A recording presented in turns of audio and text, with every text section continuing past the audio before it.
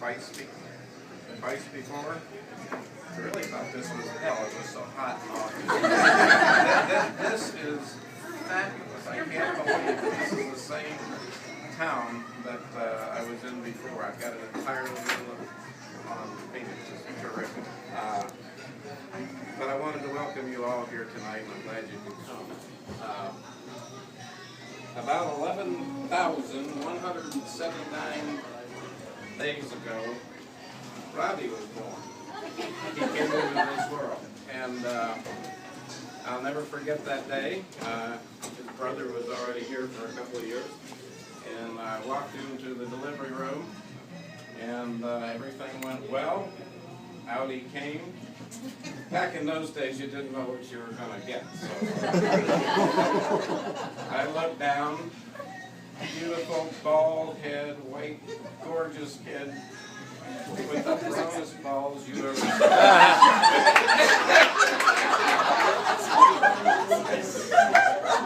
You'll find that. No, you won't find that. Luckily, that all faded out.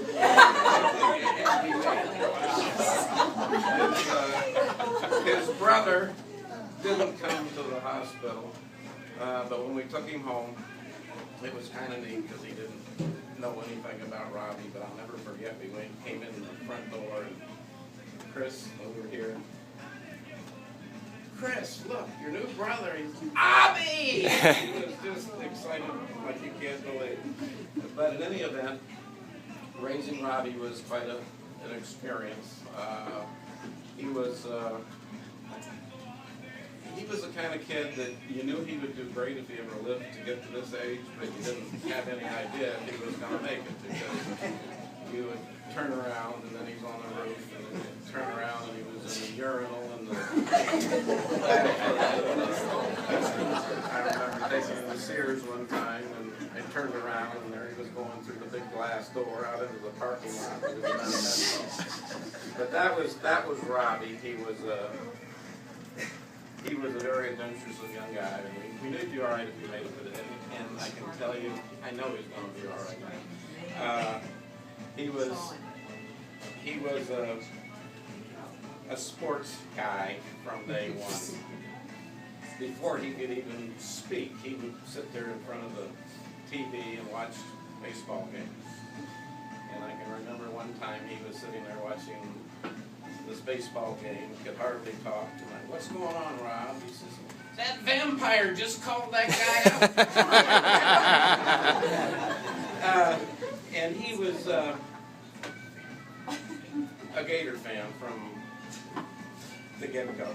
In kindergarten, his teacher was amazed that she could have an intellectual sports conversation with a kindergartner. He knew his football. And he was very imaginative of kids. He was the kind that you really didn't have to cater to. He could take care of. You could just leave him alone. And he took care of himself. And he would go out in the yard and he would play his little imaginary baseball games. I really wish that I do have a tape somewhere, and I wish I could have brought it to show you all. But he just would put his little bases out in the backyard. He would play a baseball game all by himself. He would get up to bat and he'd take a swing and down first base he is. And then he's down on first base, leading off, leading off. Nobody there, just he dives back and he'd lead off, dive back, he'd be all right. Then he'd lead off and he'd lead back. He died back. All of a sudden, he's up screaming at the umpire because he's he had just this imagination that went on and on and on. And he was a younger brother, of course, and he looked up to his big brother. I can remember one time his brother Chris and their good friend were playing baseball cards, and they had a baseball card show, and Robbie went up and he wanted to play. And then he comes in crying. Chris and Chris are playing they got a baseball store, and they're making me be the janitor.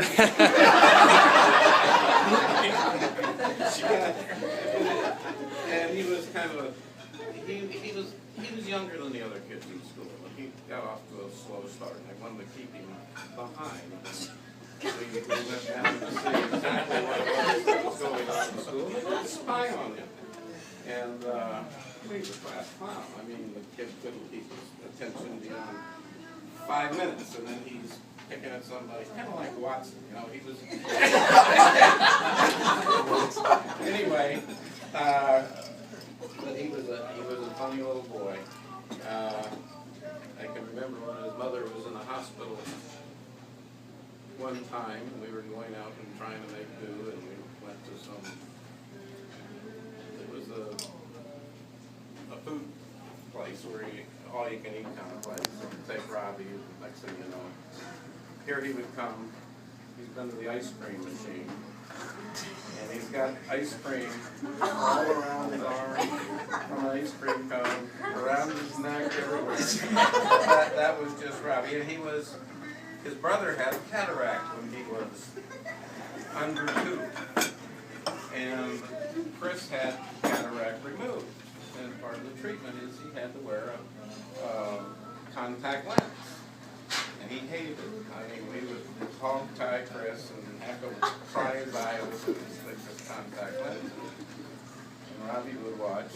And he got so jealous he couldn't stand it. He made us hog tie him and hold him down and put an imaginary contact in his eye. He was jealous, and Chris was hating every minute of it. It was kind of neat.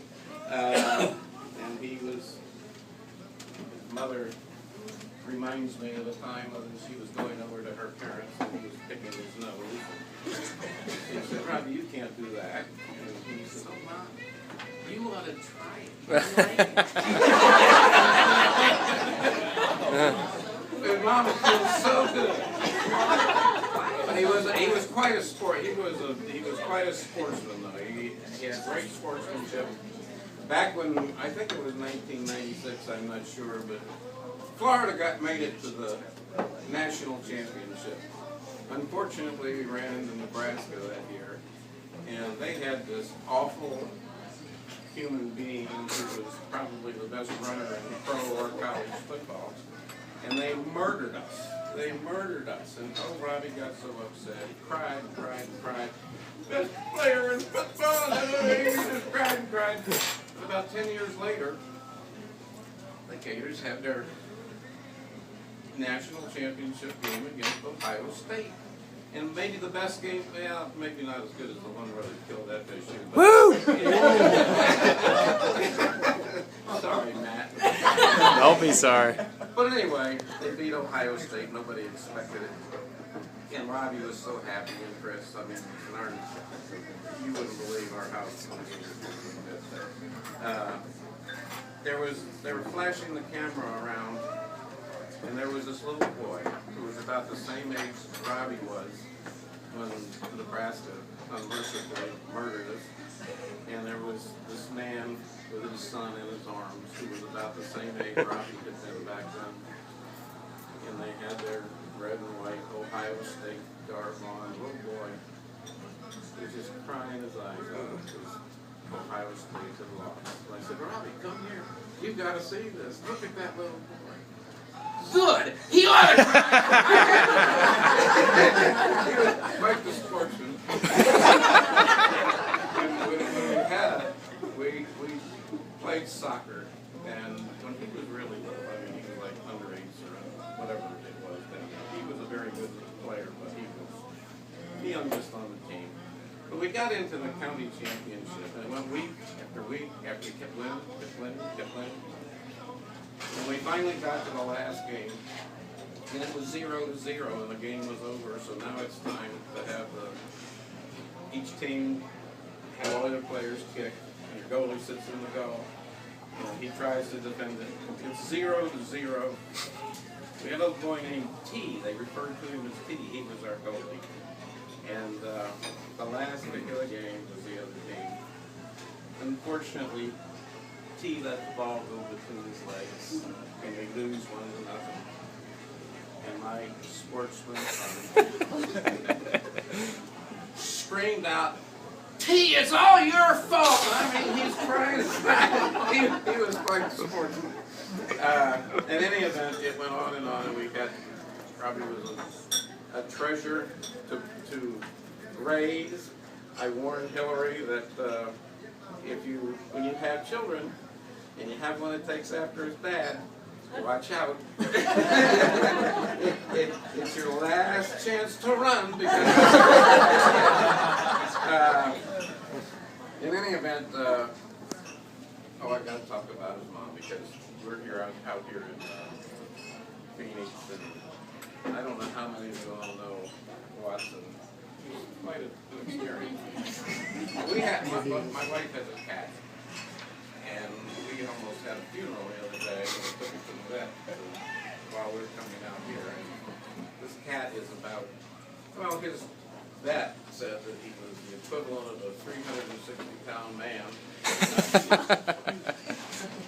And he is the apple of Anne's life, and she's heard all about Watson, and she's so jealous about Watson and how Hillary loves Watson. I mean, she was afraid Watson was going to be here, and she wanted Sammy to be here, show that he was much better than Watson. And anyway, that's what our life is like back in St. Petersburg. But I'm glad you all could come out tonight, and this is a great occasion. And we have finally met Hillary's parents, and we met her sister, and we really want to welcome Hillary into the O'Brien, like it says in her O'Brien's, established February 17th. Well, actually it got established a little before that. But, we welcome you in, and we look forward to having you as a member of our family. I'm not going to call you a daughter-in-law. You're one of the gang now. And I also want to welcome Larry and Lori and your sister into our extended family. Everybody is wonderful. We've had just a wonderful time here so far, and I hope you all enjoy the dinner tonight, and we'll get to it after the wedding tomorrow night. Woo! I hear there's going to be some wild dancing going on, or so they were showing on the iPad. Okay.